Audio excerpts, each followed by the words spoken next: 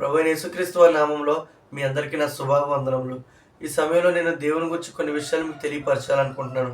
అదేంటంటే, దేవుడు ఈ లోకానికి రావడానికి గల కారణం ఏంటంటే, దేవుడు ఈ లోకానికి ఎందుకు వచ్చాడంటే, మనల్ని సృష్టించి, మనల్ని ఆయనకి సాక్షులుగా చేయడానికి ఈ లోకానికి వచ్చాడు.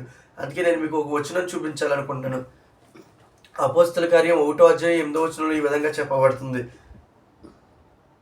అయినను పరిశుద్ధాత్మ మీ మీదకి వచ్చినప్పుడు మీరు శక్తి నొందెదరు గనుక మీరు యెరూషలేములోను యూదయ సమరమయ దేశములందంతటను బూదిగంతముల వరకును నాకు సాక్షులై ఉందిరని వారితో చెప్పాను.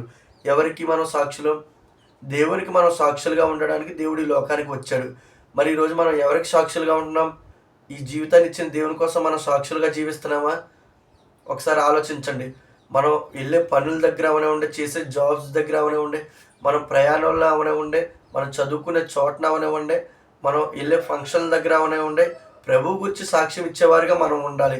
ప్రభు ఈ లోకానికి చేసిన త్యాగం ఏంటో, ఆయన మన కోసం చిందించిన రక్తాన్ని, ఆయన శరీరమును గురించి సాక్ష్యం ఇచ్చేవారుగా మనం ఈ లోకంలో ఉండాలి.